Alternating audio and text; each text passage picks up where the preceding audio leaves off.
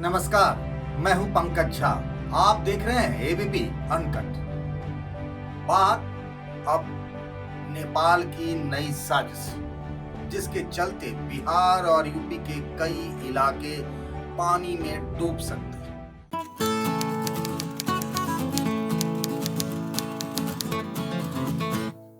बारिश शुरू हो गई है बिहार के कई जिलों में और साथ ही यूपी के उन जिलों में भी जो नेपाल से लगते हैं। अगले 72 घंटे बहुत भारी पड़ने वाले हैं करीब 10 करोड़ लोगों के, जो बिहार और यूपी के नेपाल से लगे हुए इलाके हैं वहां पर। और इसकी दो वजह है। ये बात नहीं है कि बारिश नहीं होती, मानसून में बारिश होती है, मूसलाधार बारिश होती है, हर साल ये होता है। लेकिन इस बार चुनौती दूसरे तरह की है। सीमा पर तनाव है।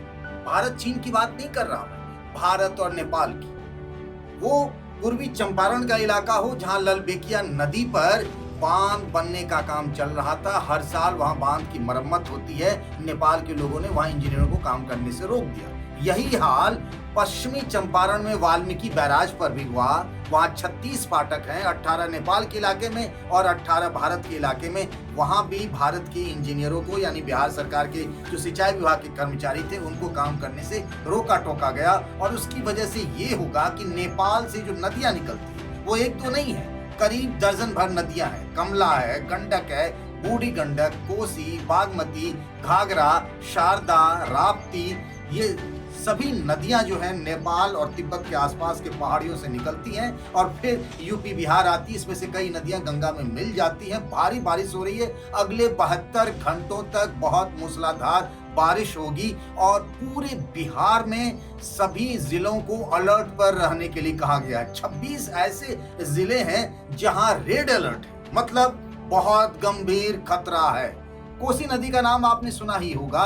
2008 में जब वहां सुपौल के पास में एक बांध टूट गया था तो कैसे देखते ही देखते लाखों लोग बेघर हो गए थे। करीब 250 लोगों की मौत हुई थी। मैं उन दिनों करीब महीने भर सहरसा, पूर्णिया, सुपौल, मधेपुरा जैसे इलाकों में था और मैंने बाढ़ की वो विभीषिका, वो त्रासदी, लोगों का घर बार छूटना, देखते ही देखते कैसे हजारों लोग सड़क पर आ गए थे, लाखों लोग सड़क पर आ गए थे, खाने के लाले पड़ गए थे। वो तबाही का दौर हमने देखा है और उसी तबाही जैसी स्थिति फिर बनने वाली है, ऐसा मौसम विभाग कह रहा है। और जो सरकार की तैयारी थी, यूपी और बिहार सरकार की, उस तैयारियों को नेपाल ने पूरा नहीं होने दिया। आपने देखा होगा कि 4-5 दिन पहले बिहार के मुख्यमंत्री नीतीश कुमार ने खुद मधुबनी जिले जाकर बांध का दौरा किया था।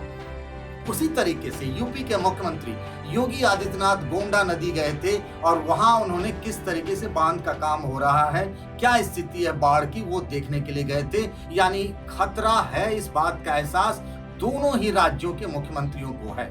लेकिन नेपाल जानबूझकर बिहार और यूपी के एक बड़े हिस्से को डुबाने की साजिश कर रहा है। और किसके कहने पर? चीन के उकसावे पर। और नेपाल के प्रधानमंत्री अपनी कुर्सी बचाना चाहते हैं, केपी ओली, क्योंकि दूसरे जो प्रचंड जो पहले प्रधानमंत्री रहे थे, इन दोनों की वहां दोनों की पार्टियों की मिलीजुली सरकार है। और जैसा यूपी का आप जानते हैं कि कैसे जब पहली बार मायावती बीजेपी के समर्थन से मुख्यमंत्री बनी थी तो एक 50-50 का फार्मूला लगा था कि 2.5 साल मायावती मुख्यमंत्री रहेंगी और 2.5 साल बीजेपी की। मायावती ने ये शर्त नहीं मानी और सरकार गिर गई।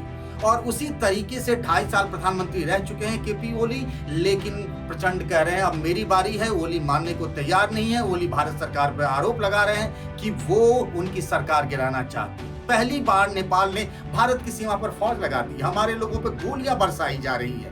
पहली बार नेपाल वहां हिंदी पर रोक लगाने की मांग कर रहा है। गोरखा रेजिमेंट में नेपालियों को जाने से रोकने की अपील कर रहा है। ये एक बड़ा खतरा।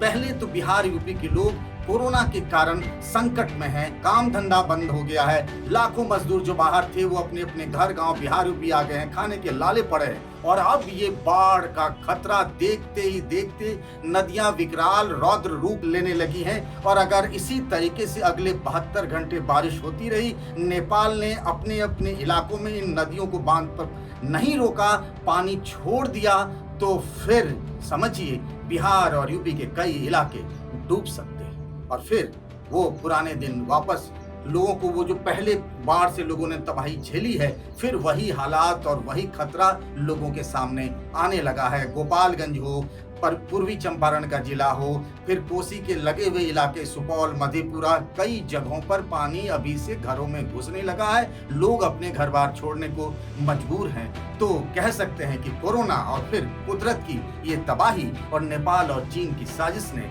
यूपी बिहार के करोड़ों लोगों के सामने में एक नई संकट खड़ी कर दी है। एबीपी न्यूज आपको रखे आगे।